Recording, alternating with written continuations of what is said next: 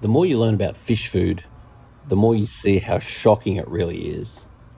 The aquatic industry is going to hate me for this because cheap food is one of the most profitable sectors of the industry. But at the end of the day, how healthy your fish are is totally governed by the quality of the food you feed your fish, that and your water quality. But in reality, many fish foods are just pressure cooked, processed crap in a can. All fish are basically omnivores, so one high quality food will commonly get amazing results with all species of fish. Most foods are designed to create a perceived high market value, but be as cheap as possible to produce. All they're really trying to do is return profit to their investors. But there are a couple of brands that are motivated by pride, delivering real food quality. So as you get to know the people behind these brands, you really get to know their motivations.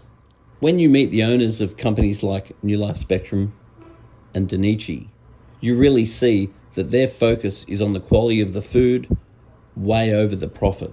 Many food brands actually contain potentially toxic, controversial ingredients, byproducts, or synthetic or terrestrial proteins and starches not even suitable for fish digestion. What you need to understand is who is selling the food and why. Is this food purely sold for the profit of the investors or to fuel personal pride? The question is, can you trust the company? Since it's very easy to manipulate the labels due to low regulation, there are many tricks they use to make the labels look far better than the product actually is. For example, they'll wet the product that they want to display first as a higher percentage and dry product that they devalue. So it sits nicely and looks impressive on the label, but is no reflection of reality. A quality food will contain natural proteins derived from aquatic animals and plants, not terrestrial plants or mammals. You need to look for holistic foods that are not pressure cooked or processed. Over time, the true test for the best quality food is your own observation. And I do find that regularly posting photos or videos on Facebook, which is time-stamped, is a really great idea because you can use that as a reference to reflect on your fish health over a period of time. You don't want to feed foods containing much grain, byproduct, meal, yeast, soy, flour, or wheat germ. That sort of stuff is not well digested by fish. It's amazing how long a fish can live looking so good and healthy when fed on high quality non-toxic foods. I've concluded that fish keeping is 50% water quality and 50% the food that you select for your fish. Quality of food would be one of the most underrated facets of the aquarium industry. The industry itself really tries not to put too much focus on this because what they want you buying is their high profit food. Whereas in reality, your higher quality foods are much more expensive to produce, therefore much harder to get a profit with a high ingredient cost.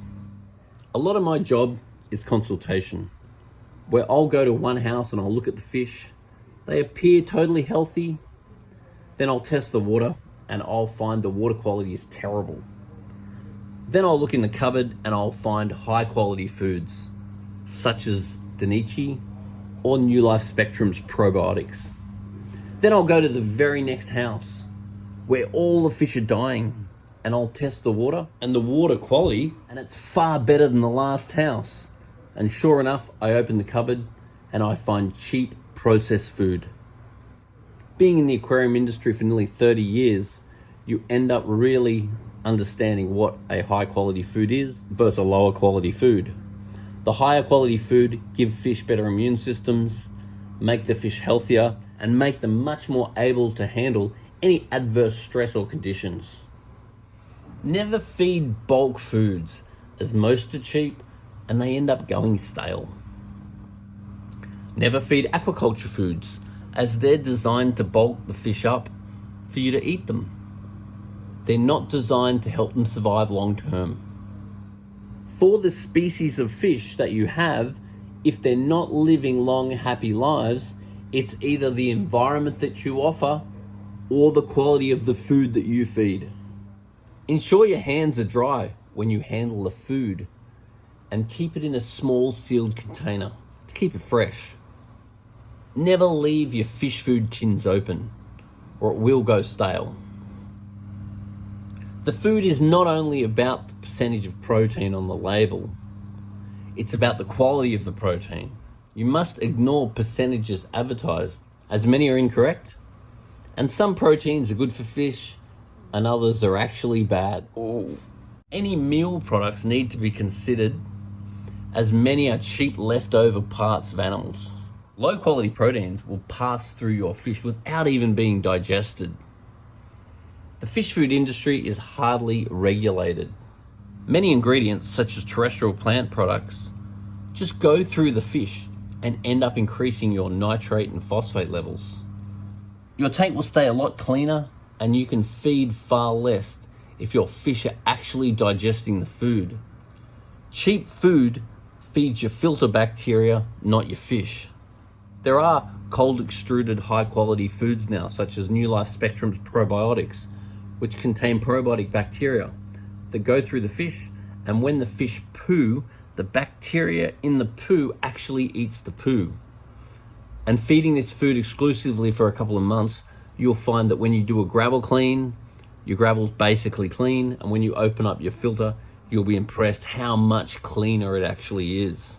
Aquatic plant products are a natural source of vitamins and minerals, which are better than any synthetic artificial vitamins and minerals, which can be harmful and less usable by the fish. A quality food will list several forms of aquatic animal and plant, such as salmon, herring, krill, brine shrimp, plankton, squid, spirulina, kelp, algae, etc. Avoid ash and artificial colours, which can introduce unnecessary chemicals and toxins to make the food look more marketable. Fish food should contain whole aquatic animals and plants, not mammalian, poultry, or terrestrial plants. You really want to see kelp, spirulina, algae, seaweed, mussel, krill, shrimp, clam, plankton, garlic. Whole fish is better than fillets. Try to avoid yeast, wheat, corn, starch, grain, oatmeal, flour, rice, gluten, soy, potato, sunflower. Store your food in a small sealed container, as the enemy of fish food is oxygen and wet fingers. So what I'd really recommend you do is choose a type of fish food, feed it for a few months, and then monitor the results of your fish. Over time, if you're not impressed with the colour and health and immune system of your fish, do a bit of research and try to increase the quality of your fish food.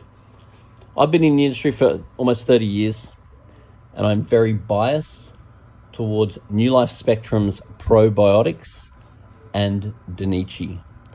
Over the years, I've found that these two foods, especially if used together, really give me the best results. But it's a matter of you taking your recommendations and putting it to the test and combining that with your own experience. But at the end of the day, aiming to feed the best quality foods is how you end up with the best quality fish. There's a lot of talk out there about water quality, but we need to turn that talk to an equal focus of the quality of your fish food and how healthy your fish are over a long period of time is really the most governing factor. You know what they say? You are what you eat. Yeah, so they are what they eat.